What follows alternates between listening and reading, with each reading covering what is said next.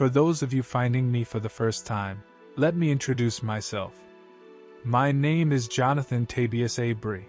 It is my pleasure to help bring some of the notes from Aisha's early life. Before Avery, before the stones, she gave me permission to share some of her notes with you. So, shall we continue? There are fragments from Aisha's early years that were not understood when they first occurred, only recognized much later. Let her own words, not of magic, not of things that many do not face, and many brush off as just imagination. But what if, like for Aisha, it is more than that? From the journals of Aisha, there is a moment when she felt things change to begin to take form. At first, it wasn't fear. It was awareness. She had already begun to understand that her dreams were not dreams in the usual sense. They carried weight, texture, memory. But now, something changed because for the first time, something was aware of her, too. It didn't come with sound or movement. Not at first.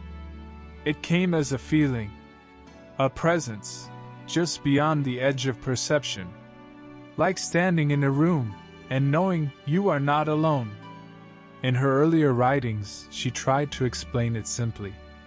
She called it the watching, not threatening, but intentional. And that made all the difference. Because until now, everything she had experienced had been guided, protected, even when it was confusing. But this felt separate, not part of the teaching, not part of the sanctuary. And that is when instinct began to awaken. Not fear, not panic, but something older. The tiger did not run. It watched back. In her writing, she describes a moment where everything seemed to slow. The world around her unchanged, but her awareness sharpened, as though something within her was saying, "Now, you begin to understand." She didn't know what it was, or where it came from, and more importantly, she didn't yet know why it had found her. But she felt something clearly. This was not part of the lesson. This was something else. And that realization is where everything begins to change. Because it is one thing to explore a hidden world, to learn, to be guided. It is another to realize you have been seen. And once that happens, you cannot go back. In later entries, she questions this moment again and again. Was it imagination? A projection of fear? Or something real, reaching across the same space she had just begun to step into? It was many years before she fully answers it. Not here. But what she does record is the shift it created. Because after this point, she no longer walks into her experiences as a child discovering something new. She walks into them, aware that she may not be alone. And that awareness changes how you move, how you listen, how you choose. It is the first time that the unknown pushes back. And it will not be the last. Before anything reveals itself fully, there is often a warning. Not loud, not dramatic, just enough. After the moment she described as the watching, something else began to appear. Not the same presence. This was different. Where the other had felt distant, observing, this one felt closer, grounded, aware, and deliberate. She did not see him at first, only sensed him. A calmness that didn't belong to her own thoughts. A steadiness that seemed to hold the space around her. And then, slowly, he began to take form. In her writing, she does not describe fear here. Not even uncertainty. She describes recognition. As though some part of her had always known this presence existed. A wolf. Not as an animal in the way we understand it, but as something more. Still. Focused. Watching with purpose. He did not approach immediately. He did not speak. He simply was. And that was enough.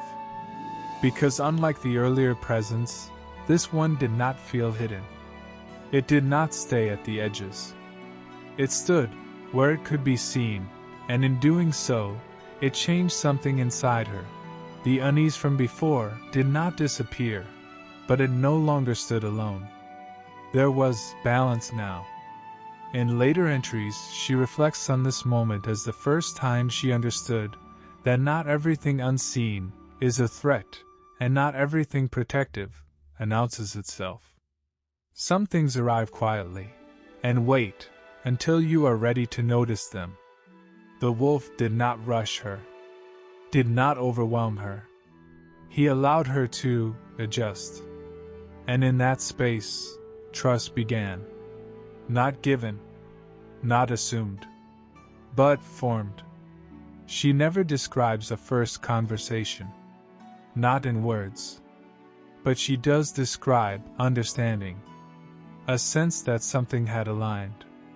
That whatever had been watching before was now also being watched. And not all eyes carry the same intent. In time, she would come to understand that guidance does not always come from above, or in forms we expect. Sometimes, it walks beside you. Sometimes, it arrives before the danger fully reveals itself. And sometimes, it is the only reason you are not facing it alone. She did not yet know what this presence would mean, or how deeply it would shape what came next, or indeed her life in the future. But she recorded it carefully, as she recorded everything. Because somewhere inside she understood this was not chance.